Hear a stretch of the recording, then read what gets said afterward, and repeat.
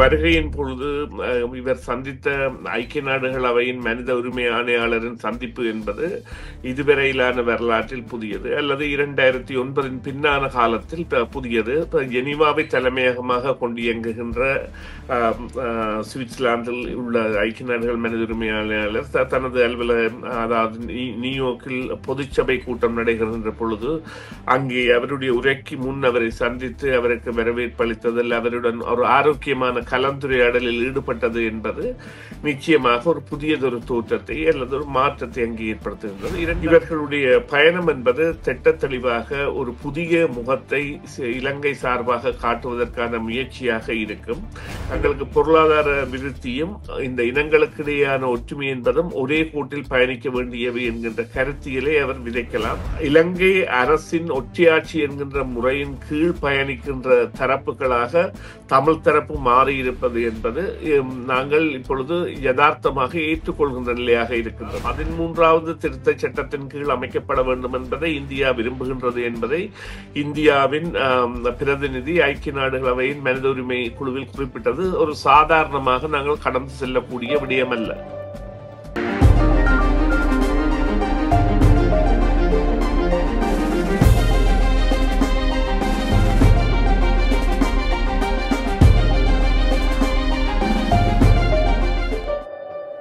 இன்றைய செய்தியின் பின்னணி நிகழ்ச்சியில் நாங்கள் ஐக்கிய நாடுகள் சபை கூட்டத்தொடர் நடைபெற்றுக் கொண்டிருக்கின்றது. மனித உரிமை ஆணையாளரை இலங்கை ஜனாதிபதி சந்தித்திருக்கின்றார். இந்த சந்திப்பு பயனுள்ளதாக இருப்பதாக தகவல்கள் வெளியிட்டிருக்கின்ற நிலையில் இப்பொழுது அவர் ஐக்கிய நாடுகள் சபையில் உரை நிகழ்த்த இருக்கின்றார். இந்த உரையில் மிக முக்கியமான விடயங்களை அவர் குறிப்பிடுவார் என்று எதிர்பார்க்கப்படுகின்ற நிலையில் இது பற்றி இன்றைய நிகழ்ச்சியில் பேச இருக்கின்றோம். இப்பொழுது எங்களோடு சுரேஷ் இணைந்திருக்கின்றார். வணக்கம் சுரேஷ்.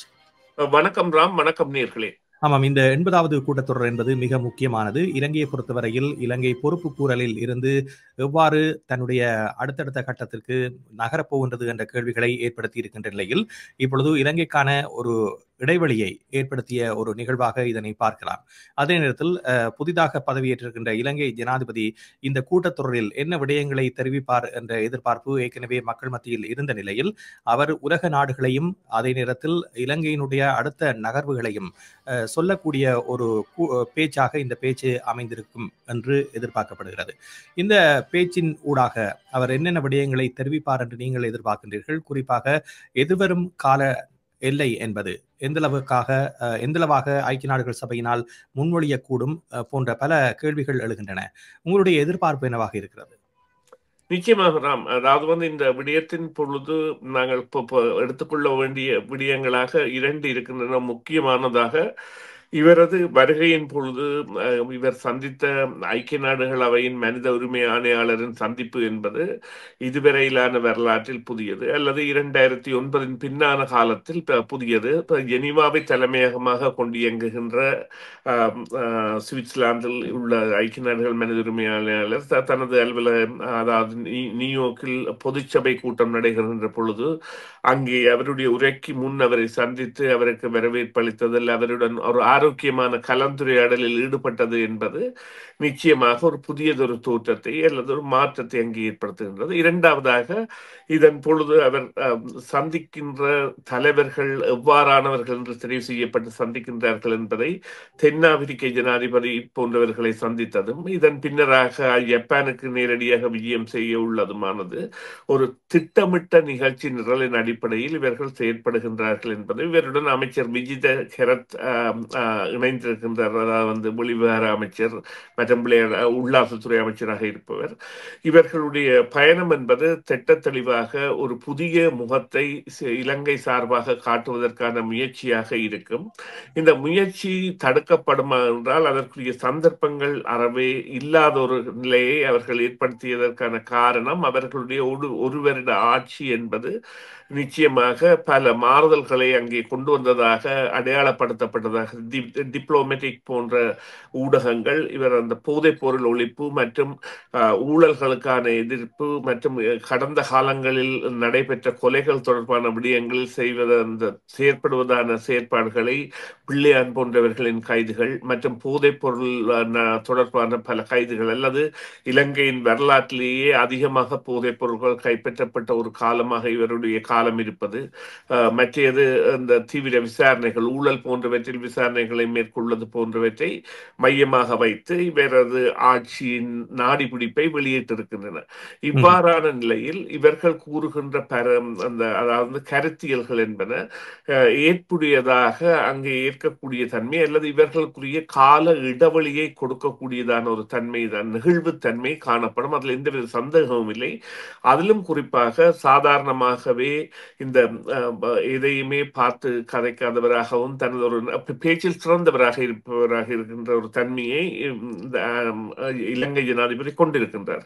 இருந்த பொழுதிலும் அவரது பேச்சு என்பது ஏற்கனவே வடிவமைக்கப்பட்டதாகவும் மேற்குலகின் கவனத்தை ஈர்ப்பதாகவும் அல்லது தங்களுக்குரிய கால அவகாசத்தை பெற்றுக்கொள்வதற்கான ஒரு களமாக இந்த 80வது ஆண்டை பயன்படுத்துவதாகவும் 80வது ஆண்டு பொதுக்கூட்டத்தை பயன்படுத்துவதாகவும் இருக்க போகின்றது. அதற்குரிய அனுகூலத்தை அவர்கள் ஏற்கனவே ஜெனீவாவில் இடம்பெற்ற மனித உரிமை ஆணையகத்தின் கூட்டத்தொடர்களில் பெற்றதை நாங்கள் காணக்கூடியதாக இருந்தது. எனவே அவர்கள் அவ்வாறான நிலையை மேலெடுத்து செல்வதற்காக, அதாவது இவ்வளவு காலமும் இலங்கைக்கு கொடுக்கப்பட்ட கால நீடிப்புகளில் இந்த கால நீடிப்பு என்பது அவர்களுடைய செயல் திட்டங்களை ஆதாரப்படுத்துவதற்காக அல்லது அவற்றிற்கான ஒரு உறுதியை வழங்குவதற்கான செயற்பாடாக கொண்டு செல்வதற்காகவும் நிச்சயமாக பொருளாதார விருத்தியுடன் கூடிய விடயமாக இதனை அவர் எடுத்துச் செல்வார் என்கின்ற ஒரு எதிர்பார்ப்பு இருக்கின்றது. தங்களுக்கு பொருளாதார விருத்தியும் இந்த இனங்களுக்கு இடையேயான ஒற்றுமை என்பதும் ஒரே கோட்டில் பயணிக்க வேண்டியவை என்கின்ற கருத்தியலை அவர் விதைக்கலாம். இது ஒரு புதிய கருத்தியல். இந்த கருத்தியல் என்பது முன்னர் இருந்த ஆட்சியாளர்களால் எப்பொழுதும் தெரிவிக்கப்பட்டதாக இல்லை. எனவே இது நிச்சயமாக ஒரு முக்கியமான உரையாகவும் நாங்கள் எதிர்பார்ப்பது போல அவர் எழுதி வாசிக்கின்ற உரையாகத்தான் இருக்கும். ஏதோ எழுந்த மானத்திற்கு அவர் பேசுகின்ற உரையாக இருக்காது. எழுதி திறம்பட எழுதப்பட்ட ஒரு உரையாகவும் மற்றவர்களை கவர்வதற்கான உரையாகவும் இருக்கும் என்பதும் சில வேளைகளில் அவர் மும்மொழிகளிலும் தனது வணக்கத்தை சொல்வதான நிகழ்வுகள் கூட இடம்பெறக்கூடிய சாத்தியங்கள் என்பன அங்கே அந்த திடீர் மாற்றங்களை ஏற்படுத்தும் அல்லது அவர்களுடைய இலகுத்தன்மையை ஏற்படுத்தும். அவ்வாறான முறைகளை கூட அவர்கள் கையாளலாம். ஆமாம். இப்பொழுது அனுருகுமார திசாநாயக்காவுக்கு ஆதரவு என்பது எந்த அளவுக்கு இனி வருகின்ற காலங்களில் இருக்கப் போகின்றது என்பதனை தீர்மானிக்கக்கூடிய நகர்வுகளாக பல நகர்வுகள் இருக்கின்றன. குறிப்பாக தமிழர் தரப்பினால் மேற்கொள்ளப்படுகின்ற பிரச்சாரங்கள் அனுருகுமார திசாநாயக்க சொன்ன விடயங்களை தமிழர்களுக்கு பெற்றுக் கொடுக்க போவதில்லை என்ற ஒரு விடயத்தை இப்பொழுது தங்களுடைய பிரச்சார யுக்தியாக கையாண்டு வருவதை பார்க்கக்கூடியதாக இருக்கின்றது. இருந்த போதிலும் தமிழ் மக்களில் பலர் தொடர்ந்து அனுருகுமார திசாநாயக்கவுக்கு ஆதரவு வழங்குபவர்களாக இருப்பதையும் காணக்கூடியதாக இருக்கின்றது. இதே போன்று மறுமுனையில் நாமல் ராஜபக்ச போன்றோர் அடுத்த ஜனாதிபதியாக வருவதற்கான எத்தனிப்பில் தங்களை ஈடுபடுத்திக் கொண்டு பல்வேறு பிரச்சார உத்திகளை கையாளுகின்றார்கள். இந்த நிலையில் இப்பொழுது தமிழ் தேசிய கூட்டமைப்பு அனுருகுமார திசாநாயக்க அவர்களிடம் ஒரு கடிதத்தை அனுப்பியிருக்கின்றது. தங்களை சந்திக்குமாறு அவர்கள் கோரிக்கை விடுத்திருக்கின்றார்கள். தேர்தலில் அளிக்கப்பட்ட வாக்குறுதிகள் இன்னும் நிறைவேற்றப்படவில்லை என்ற ஒரு விடயத்தை அவர்கள் முன்னிறுத்துகிறார்கள். இந்த சூழலில் அனுருகுமார திசாநாயக்கவும் அவர் தரப்பும் தொடர்ந்து வருகின்ற காலங்களில் தங்களை நிலைநிறுத்துவதற்கு ஏதாவது ஒன்றை செய்ய வேண்டிய நிலைக்குள் தள்ளப்பட்டிருக்கிறார்கள். அது சர்வதேச அழுத்தமாகவும் இருக்கிறது, உள்நாட்டில் இருக்கின்ற ஏனைய கட்சிகளினுடைய அழுத்தமாகவும் இருக்கிறது, அதே போன்று தமிழ் தரப்பினுடைய அழுத்தமாகவும் இருக்கின்றது. இவற்றை எதிர்காலத்தில் இந்த அரசு எவ்வாறு கையாளப் போகிறது, அதற்கு என்னென்ன விடயங்களை அது பதிலாக கொடுக்கும் என்று நீங்கள் நினைக்கின்றீர்கள்? இரண்டு விடயங்கள் நிச்சயமாக நடைபெறும். முதலாவதாக இவர்கள் கேட்கின்றது அவர் தேர்தலில் கொடுத்த வாக்குறுதிகளை நிறைவேற்றவில்லை என்று.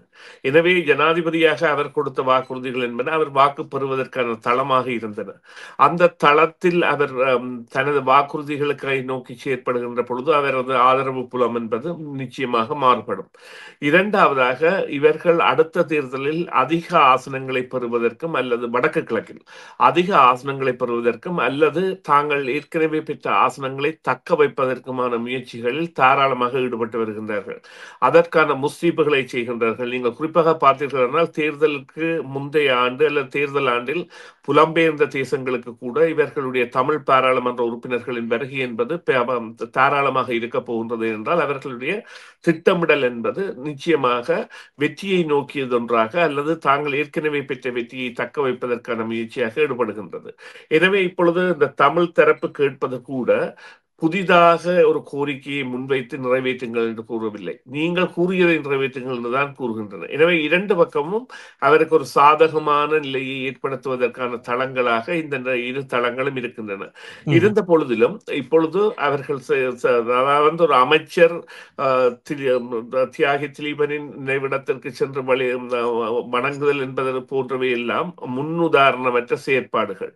அவ்வாறான செயற்பாடுகளில் கூட அதாவது தமிழ் தளம் எந்த இடத்தில் வைத்து தனது வாக்குகளை சேகரிக்க விரும்புகிறதோ அந்த இடங்களுக்கும் இவர்கள் சென்று வருகின்ற நிலைமையை காணக்கூடியதாக இருக்கின்றது. அதே போல ஒரு ஊடகவியலாளருக்கு நெருக்குதல் வரும் பொழுது முதல் குரல் எழுப்புவராக அவர்களுடைய தமிழ் பாராளுமன்ற உறுப்பினர் மாறுகின்ற சந்தர்ப்பங்களை காணுகின்றோம்.